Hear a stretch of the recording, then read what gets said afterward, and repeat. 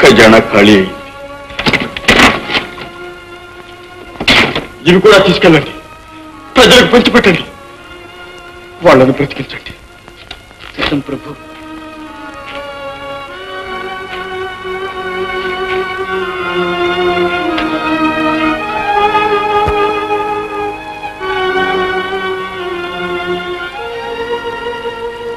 ప్రభు,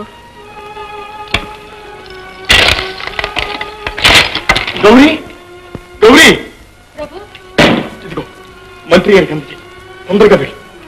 చెప్తాం.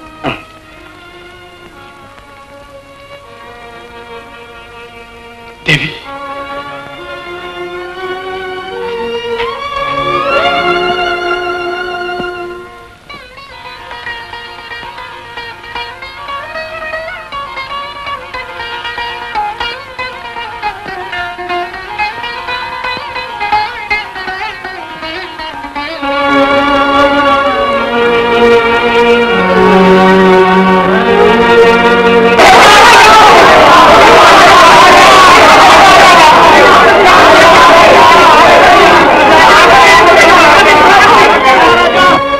ప్రాణాలు దిగిపోతే ఎక్కడి నుంచి వచ్చిందో అక్కడికి ఇద్దరిద్దరు అంత నెత్తిని పెట్టు పోరాదు. ఈ రాణి వచ్చిన తర్వాత కాకపోతే ఎప్పుడైనా ఈ కరువు చూసేమా? అబ్బబ్బా, రాజ్యం తిప్పైపోయింది. మా రాజు మోజుపడి తెచ్చాడు కదంటారా రాణిని. ఆవిడి సలవే ఇలా భగ్గున మంటెట్టేసింది. పెదలంతా వెళ్ళా కానీ ఈ రాణి మాత్రం కదలదు.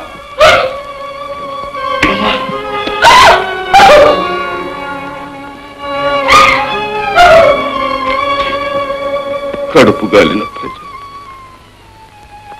మంచి చెడ్డ ఆలోచించే శక్తి లేదు. ఆవేశంలో అనరాని మాటలు అంటున్నారు. ఒకరి కర్మకు ఇంకొకరు కర్తలా పరమేశ్వర. ఉమ్మా,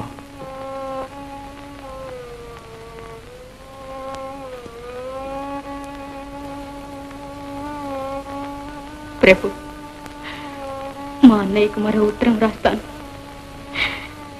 భగవంతుడు నిర్దయుడైన మా అన్నయ్య కాదు. పిచ్చిదానా, మళ్ళీ మీ అన్నకు ఉత్తరం రాస్తావా? వద్దు, నా మాట విను. క్షమించండి,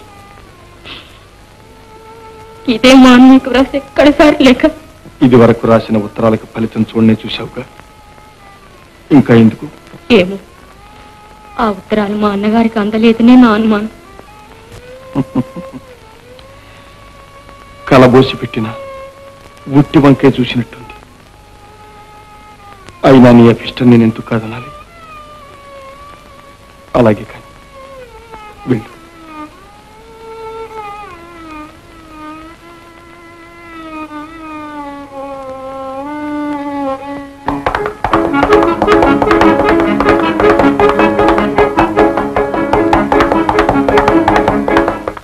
వనజ, వనజ, వనజ, నా మాట విను వనజ. వనజ, వనజ. ఇదిగో అవతారం, నోటికొచ్చినట్టల్లా మాట్లాడావంటే నేను మంచిదాన్ని కాదు తెలుసా? నోటుకొచ్చినట్టు మాట్లాడటం కాదు వనజ, నువ్వు అలంకారాన్ని ప్రేమించడం శుద్ధ దండగా. ఆయన రాణిగారు తమ్ముడు, ఆయన నిన్ను పెళ్ళాడతాడా? నే పెళ్ళాడతాడు. వనజ, వనజ, నేను పెళ్లి చేసుకుంటాను. ఏమిటిది?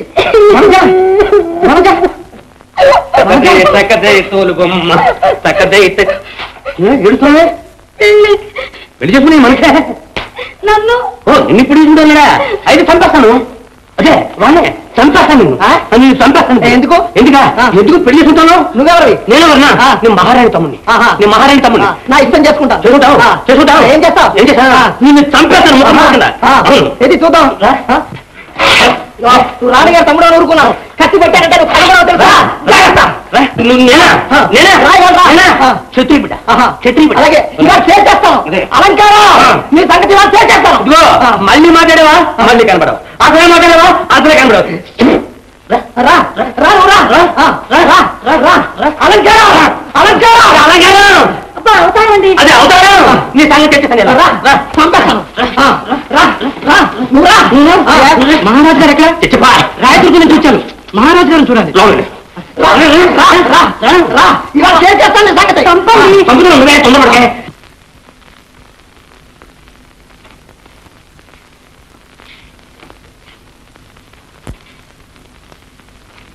రాయదుర్గం నుంచా?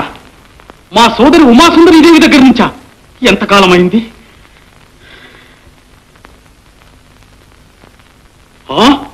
ఏమిటి? ఎవరక్కడ? మంత్రి గారిని తక్షణం రమ్మనమను.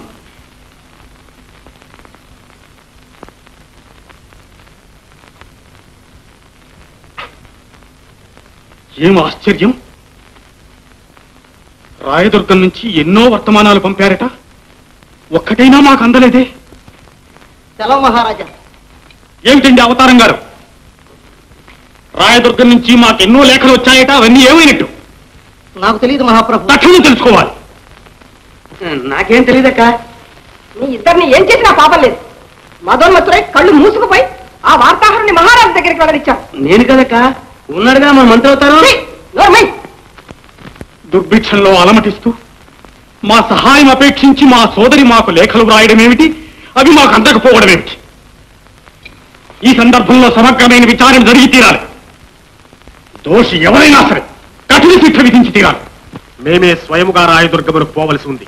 ప్రయాణ సన్నాహాలు యావత్తు సిద్ధం చేయించండి. ఒక్క క్షణం ఆలోచించుట వీలులేదు. ఉండవయ్యా, ఇంకా బండివాడు రాలేదు.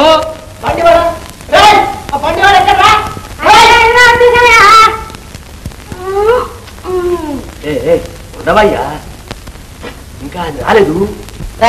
ఎక్కడ పోయారా ఇంతసేపు? అలంకారం గారు, మహారాణి గారు ఆజ్ఞ జ్ఞాపకం ఉంది కాదు, అలా చేయండి. పానేవరా పానే. ఉండరా, అసలు రాలేదు. వచ్చేసిందయ్యా, దారిలో కాచి కూర్చుంది.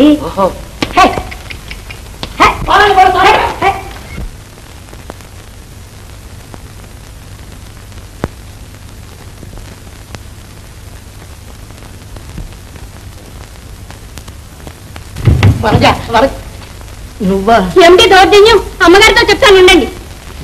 మల్లిక మల్లిక, బలజం అనుకున్నాను. పొరపాటు. పొరపాటు కాదు, అలవాటు. మీ ఇంటి వారికి మంత్రం తెచ్చిన వారిని అనాలి. అది కాదు మల్లిక. ఏది కాదు? మహారాణి గారికి ఒక ముఖ్యమైన విషయం వెంటనే మనవి చేయాలి. ఒక్కసారి వనజను పిలువు. వనజ ఈ పాడి తన పుట్టింటి ఉంటుంది. నిన్నేగా వెళ్ళింది. సరే, సెలవైతే ఒక్క మనవి. ఏమిటది? శ్రీవారి దాసి వనజ అలంకారం గారితో వెళ్ళిందండి. ఏమంటున్నారు? నిజమేనమ్మా. మహారాజులు వారితో నీకు సహవాసం ఏమిటి అని ఎంత చెప్పినా వినలేదు. తుచ్చురాలు, దానికి తగిన శాస్తి చేస్తాను. తొందరపడకండి మహారాణి. ఇన్నాళ్ళు తమ గుట్టు మట్టు గుప్పెట్లో పెట్టుకుంది. ఇప్పుడు విరోధించటం శ్రేయస్కరం కాదు.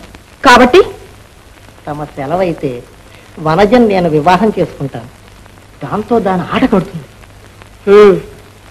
తిరిగి రానివ్వండి, ఆలోచిద్దాం.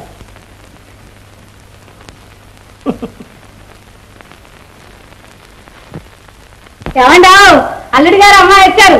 రండి రండి. అమ్మా అమ్మా, ఎన్నాళ్ళకి వచ్చారండి అల్లుడు గారు? ఆ మాట అనకి చేసాలో తోచేస్తాడు. అదేంటి మావయ్య, అత్తయ్య ముందు చూస్తావు? మన ఇంట్లో కూడా భయం ఏమిటి నాన్న? పదమ్మా. అయితే అల్లుడా, ఇప్పుడు నిన్ను ఆనందంగా అల్లుడా అని పిలుస్తున్నా. ఓహో, నా బంగారు కొండ, నా జీడి మామిడి పండు, నా అలమండ మామిడి పండు. ఓహో, ఏమి ఘనత! అదేమిటి అల్లుడా, కోటల నుంచి మూటలు వచ్చాయి. నాయన, రాయదుర్గం కరువు ఇక్కడి వరకు పాకింది. ఏం పర్వాలేదు మామా, ఇక ముందు ఈ మూటల మీద నువ్వు దేకొచ్చు. నాయన, నా తండ్రి, నా బంగారం. రండి, చూసామా?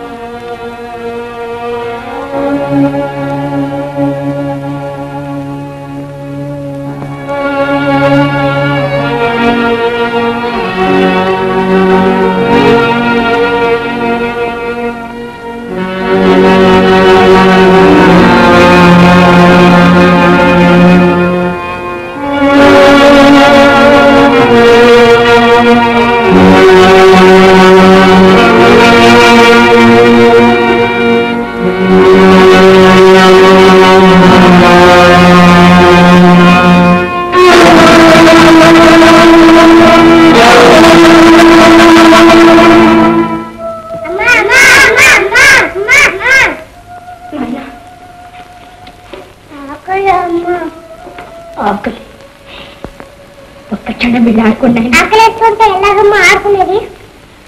పోనీ గది నిద్రపోండి. నిద్రపోతే ఆకలేదమ్మా. వేదనైనా వేదు వెళ్ళి ఆడుకోండి.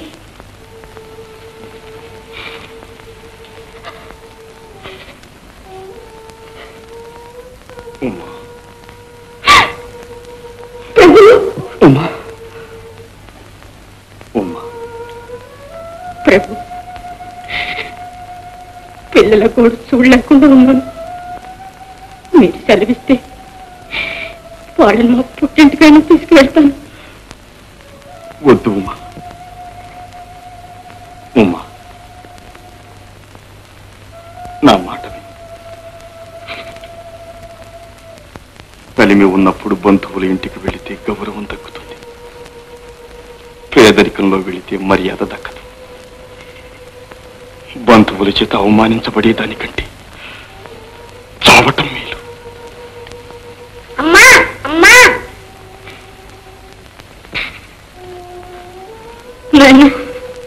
అమ్మా తీసుకెళ్ళి లక్ష్మి. ఏమో అమ్మ తెల్లకి ఆకలిస్తుందంటే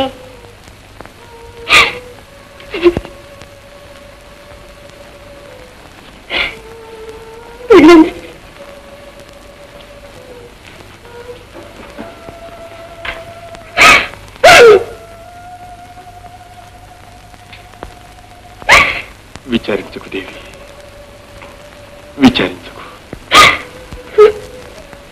మన రాజ్యంలోని ప్రజలందరూ మన బిడ్డలు కాదా? లక్షలాది తిండి లేక మలమలమాడుతూ ఉంటే ఈ 7 పిల్లలు ఎక్కువేమిటి? దేవి, దేవి, అంతగా చావలసి వస్తే అందరూ కలిసి పుట్టిన ప్రతి ప్రాణి గట్టిక తప్పదు కదా. విధి విలాసాన్ని ఎవ్వరూ తప్పించలేరు. విచారించకు దేవి, విచారించకు, విచారించకు.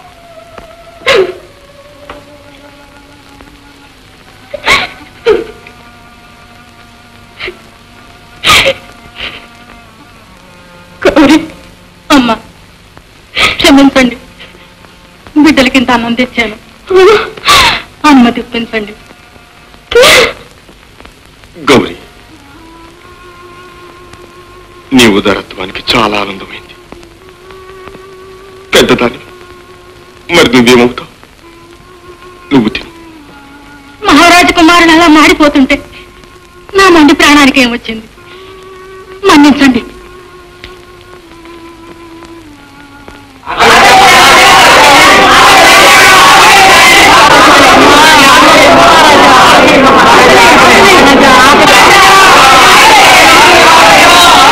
గౌరీ, గౌరీ, అమ్మా అమ్మా, నా కుమారుని కోసం అన్నం తెచ్చాను. ఎవడో నీ పాకెట్కి దానం చేయడం ధర్మం కాదు. ఇంటి బిడ్డలకు పెట్టి ప్రాణం నిలబెట్టండి. అట్టురా గౌరీ. ప్రజలు మాత్రం మా బిడ్డలు కారా? అన్నట్టు దేవుడి ముందు అలా అల్లాడుతూ ఉంటే మా బిడ్డలు మాత్రం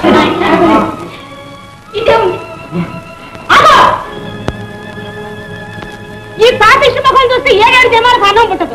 ఆ చేతి పూడి తినకంటే అది తెచ్చింది నేను. చాలే మా చెప్పొచ్చింది. తప్పిట్టు కడుపు కాలి.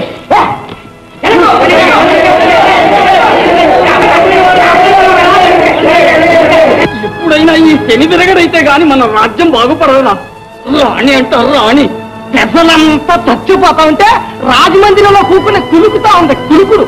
ఇనుప గజ్జలు కట్టుకొని ఆ తల్లి ఎప్పుడైతే ఈ రాజ్యంలో కాలు పెట్టిందో అప్పుడే కరువు ఆరంభమైంది. నువ్వు ఇక్కడ ఇంకేం అనుకుంటావు? దేశం పో.